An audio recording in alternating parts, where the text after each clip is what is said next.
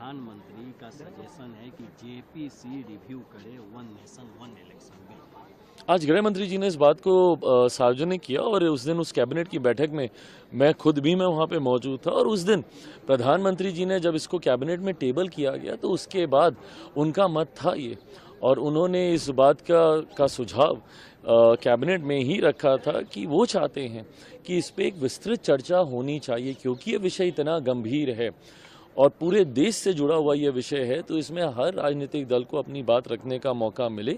उसी वक्त उन्होंने इस बात का सुझाव दिया था कि इसको जेपीसी में इसको लेकर जाना चाहिए और आज लॉ मिनिस्टर ने अपनी बातों को रखने के बाद उन्होंने कहा कि ये जेपीसी में जाएगा और वहाँ पे विपक्ष के साथ साथ तमाम दलों के पास ये मौका होगा अपने सुझाव अपनी शंकाएं उसको खूबसूरती से वहाँ पे रखा जा सकता है। जेपीसी में जाएगा, जेपीसी में जा रहा है, लेकिन इन सब के बीच प्रियंका गांधी का भी बयान आया है कि one nation one election bill जो है वो एंटी कॉन्स्टिट्यूशनल है और ये फेडरलिज्म के खिलाफ। So how this is what I want to know and understand कि how this is anti constitutional and ये फेडरलिज्म के खिलाफ कहाँ है। ये बात कम से कम कोई तो विपक्ष का साथी खड़ा होकर बताए। इतने दिन से सिर्फ ये लोग एक रट्टा मार के हर कोई बोले जा रहा है कि ये संघीय ढांचे के खिलाफ है, संघीय ढांचे के खिलाफ है, संघीय ढांचे के खिलाफ है। कैसे है ये संघीय ढांचे के खिलाफ? ये बताएं तो कौन से संघीय ढांचे पर प्रहार हो रहा है? अगर देश में एक साथ चुनाव हो रहे हैं, आज़ादी के बाद लगभग 1.5-2 दशक तक एक ही साथ चुनाव होते थे, उस वक्त कौन सा संघीय ढांचे के ऊपर प्रहार कर लिया गया? या अभी भी जिन राज्यों में लोकसभा के साथ चुनाव होते हैं कौन सा संघीय ढांचा इफेक्ट हो रहा है? आप आंध्रा का उदाहरण ले लीजिए। ये लोग जो बोलते हैं क्षेत्रीय दल भी इससे समाप्त हो जाएंगे, आंध्रा में क्या एक क्षेत्रीय दल इस बार जीत कर नहीं आया?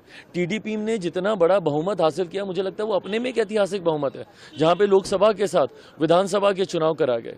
तो विपक्ष माहिर है झूठ बोलने में, कॉन्स्टिट्यूशन की हत्या हो जाएगी, आरक्षण समाप्त कर दिया जाएगा, सिर्फ झूठा नैरेटिव ये लोग सेट करते हैं। मेरिट्स पे आप बात कीजिए, संघीय ढांचे पर प्रहार है तो कैसे प्रहार है? छोटे दल समाप्त हो जाएंगे कैसे?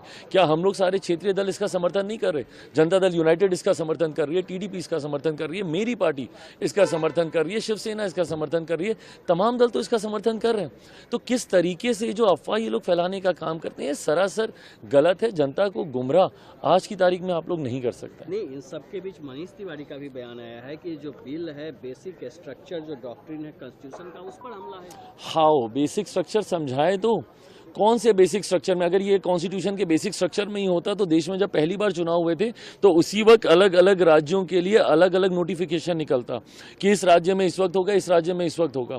क्यों देश में एक साथ चुनाव कराए गए और क्यों उस परंपरा को लंबे समय तक निभाया गया जब तक बाय डिफॉल्ट सरकारें राज्यों में नहीं गिरने लग गई? ऐसा भी नहीं है कि किसी ने विधिवत तरीके से उस सरकार के उस राज्य के चुनाव अलग डेट पे कराए। बाय डिफॉल्ट वहां पे सरकारें गिरने लगी और उसके बाद उन राज्यों में अलग अलग समय पे चुनाव होने लगे। तो कौन से ये मूल ढांचे पर प्रहार है? विपक्ष वही झूठा नैरेटिव सेट करने का प्रयास कर रहा है जिसमें जनता नहीं आने वाली है।